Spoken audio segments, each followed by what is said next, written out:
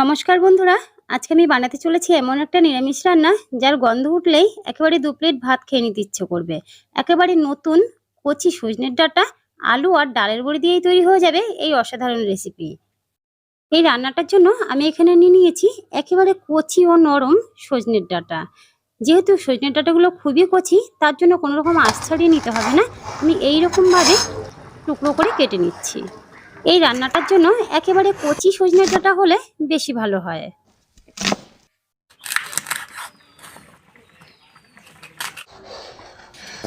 সজনের ডাঁটাগুলোকে এইভাবে কেটে নেওয়া হয়ে গেলে সাথে কেটে নেব দুটো আলু।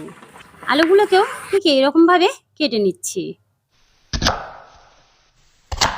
আলু ও সজনে ডাঁটাটা কেটে নেওয়া হয়ে গেলে তারপরে ভালো করে ধুয়ে নেব। এখানে গ্যাসের ওপরে কড়াই বসিয়ে দিয়ে তার মধ্যে দিয়ে দিলাম 4 টেবিল চামচ সর্ষের তেল। তেলটা একটু গরম হয়ে গেলে সবার প্রথমে ডালের বড়িগুলোকে ভেজে নিচ্ছি।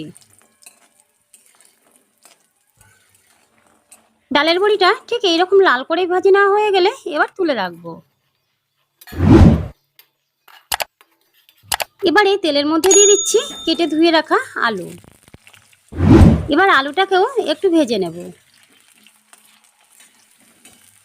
এবার আলুগুলো ঠিক এইরকম ভাবে ভাজা হয়ে গেলে এবার এর মধ্যে দিয়ে দেব কেটে রাখা সজনের ডাঁটা। এই সময় দিয়ে দিচ্ছি হাফ চামচ লবণ আর হাফ চামচ হলুদ গুঁড়ো। এবার আলুর সাথে ডাঁটাগুলোকেও এরকম ভাবে একটু সময় ভেজে নিচ্ছি। এই সময় লবণটা দিলে ডাঁটার মধ্যে লবণটা খুব ভালো করে ঢুকে যাবে। এবার এখানে নিয়ে নিচ্ছি 2 চামচ কালো সর্ষে, 1 ইঞ্চি মতো আদা কুচি আর নিয়ে নিচ্ছি 3টে কাঁচা লঙ্কা। এবার সামান্য একটু জল দিয়ে দিচ্ছি আর দিয়ে দিচ্ছি সামান্য একটু লবণ। সর্ষে বাটার পরে দেখবেন একটু তেতো ভাব লাগে, তাই এই সময় একটু লবণ দিয়ে সর্ষেটা বেটে নিলে আর তেতো ভাবটা লাগবে না। এবার ডাঁটার সাথে আলুগুলো কিছুক্ষণ ভেজে নেওয়ার পরে এবার তুলে রাখছি। বন্ধুরা, বাজারে নতুন সজনের ডাঁটা একবার এই পদ্ধতিতে রান্না করে দেখুন, একবার খেলে মুখে লেগে থাকবে। এবার বাকি যে তেলটা রয়েছে এর মধ্যে দিয়ে দিলাম হাফ চামচ কালো জিরে আর হাফ চামচ হলুদ গুঁড়ো, হাফ চামচ লাল লঙ্কার গুঁড়ো। এবার এইভাবে একটু মিশিয়ে নিচ্ছি। বন্ধুরা, এই তেলের মধ্যে হলুদ আর লঙ্কার গুঁড়োটা দিয়ে দেখবেন রান্নার কালারটা খুবই ভালো আসবে। এবার দিয়ে দিচ্ছি যে মশলাটা আমি এখনই বেটে নিলাম সেটা। এবার এটাকে আরো একবার মিশিয়ে নিচ্ছি। তারপরে এর মধ্যে দিয়ে দিচ্ছি একটা টমেটো কুচি।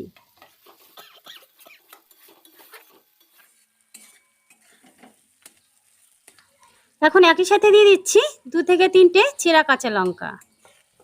এবার দিয়ে দিচ্ছি পরিমাণ মতন লবণ আর দিচ্ছি 2 চামচ বাদাম আর 2 চামচ পোস্তকে আমি একসাথে বেটে রেখেছিলাম, সেটা দিয়ে দিচ্ছি। এখন সবকিছুকে খুব ভালো করে একবার এইভাবে মিশিয়ে কিছুক্ষণ কষিয়ে নিচ্ছি। এখন যে বাটিটার মধ্যে পোস্ত আর বাদাম বাটা ছিল সেই বাটিটা ধুয়ে সামান্য একটু জল দিয়ে দিচ্ছি। এবার একটু সময় নিয়ে সবকিছুকে খুব ভালো করে কষিয়ে নেব।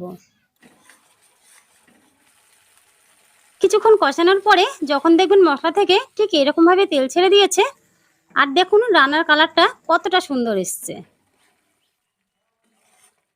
এই সময় দিয়ে দেব আগে থেকে ভেজে রাখা সজনের ডাঁটা আর আলু। এখন ডাঁটা আলুগুলো মশলার সাথে এইভাবে মিশিয়ে নিচ্ছি। কিছুক্ষণ মিশিয়ে নেওয়ার পরে এখন ঢাকা দিয়ে 2 থেকে 3 মিনিট মতন রান্না করব। এতে করে সজনে ডাঁটার সুন্দর ফ্লেভারটা রান্নার মধ্যে ভালো আসবে। 2 থেকে 3 মিনিট পরে ঢাকাটা খুলে আবারও একবার মিশিয়ে নিচ্ছি।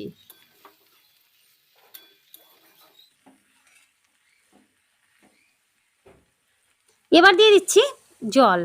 আমি এখানে 2 কাপ পরিমাণ জল দিচ্ছি, যাতে করে ডাঁটার সাথে আলুগুলো খুব ভালো করে সেদ্ধ হয়ে যায়। এবার দিয়ে দিচ্ছি আগে থেকেই ভেজে রাখা ডালের বড়ি। এখন আবার একবার ঢাকা দিয়ে কিছুক্ষণ রান্না করব। কিছুক্ষণ রান্না করার পরে এখন ঢাকাটা খুলে নিচ্ছি। এবার দেখুন ডাঁটা আলু সবকিছু খুব ভালো করে সেদ্ধ হয়ে গেছে আর রান্নাটা দেখে কতটা লোভনীয় লাগছে। এবার ওপর থেকে দিয়ে দিচ্ছি কিছুটা কুচিয়ে রাখা ধনেপাতা। বন্ধুরা, এই রান্নাটা একবার করে দেখুন, যেমন দেখতে সুন্দর হবে তেমন স্বাদ আর সুগন্ধিতেও ভরে যাবে। যার সুন্দর গন্ধ উঠলেই এক্ষুনি খেতে ইচ্ছা করবে। তো আজকের মতন এই পর্যন্তই বন্ধুরা, দেখা হচ্ছে নতুন রেসিপির সাথে। ধন্যবাদ।